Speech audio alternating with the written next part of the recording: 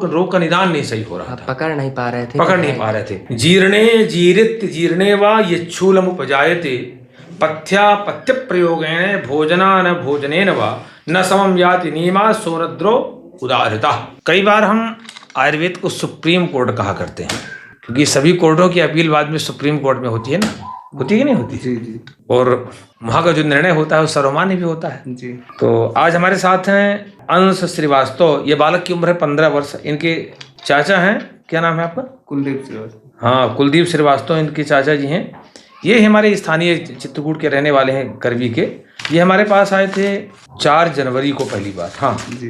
अब ये किस स्थिति में आए थे ये बताएंगे स्वयं हमारे श्रीवास्तव जी। पेट में दर्द होता था, जहाँ खाना खाते थे तो पेट में दर्द होता था। हाँ। जहाँ भोजन आप करते थे तो पेट में दर्द, तो पेट दर्द प्रारंभ हो जाता था, गैस फंस जाती थी।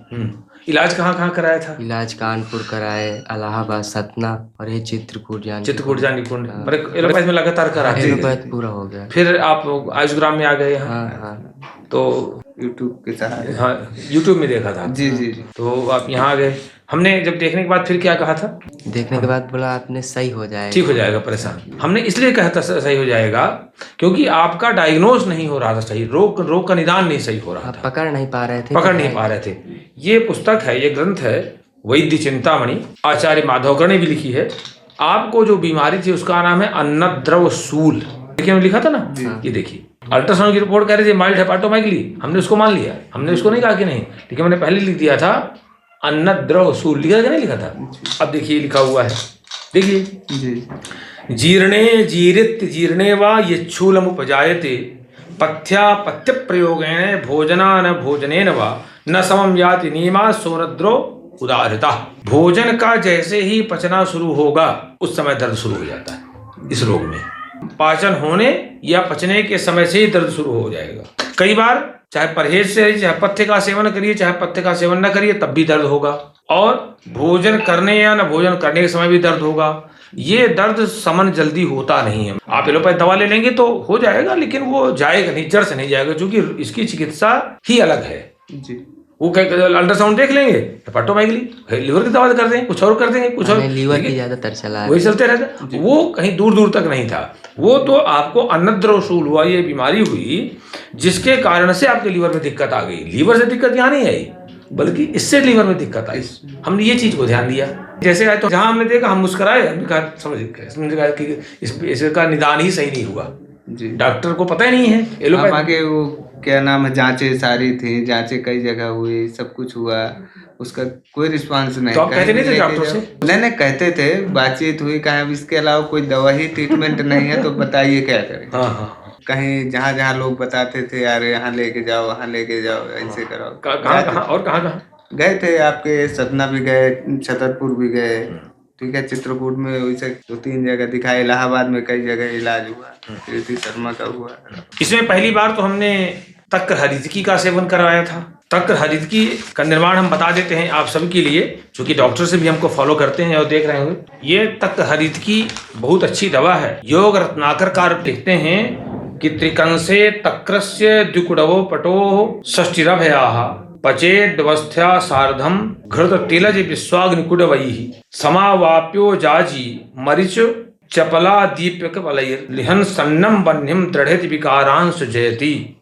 तो इसका निर्माण हम अपने यहाँ कराते हैं, क्योंकि हमारे यहाँ गौशाला है, 250 गौ माताएं हैं लगभग, तो खूब छाछ होती है, निकलती है।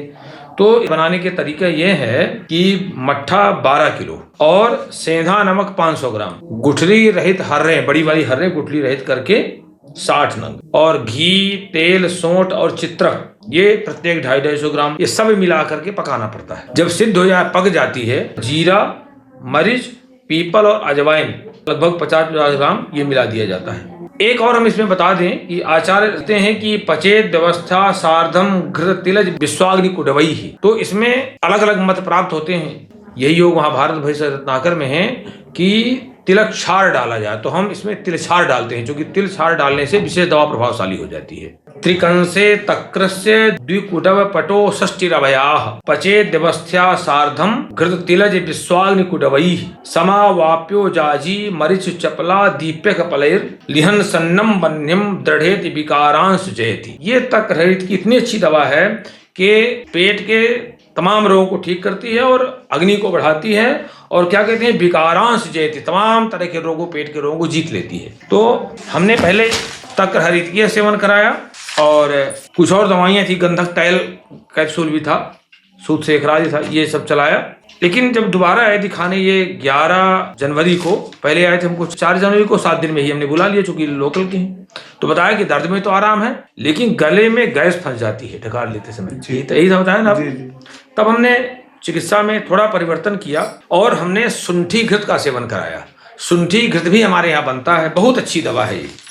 शुंठी तो 12 फलाम जयद्रोणो विपाचयेत चतुर्भागावशेषम तु कफायम अवतारेत सर्पिषा प्रस्थमात्रम च द्विप्रस्थ क्षीर संयुतम शनैर्मृदग्निना सम्यक मृदुपाकम पचेद घृतम ग्रहणी दोष जासस्तु कुक्षि रोगो विनशति शुंठी घृतमिदम नामना श्रेष्ठम कश्यप निर्मितम।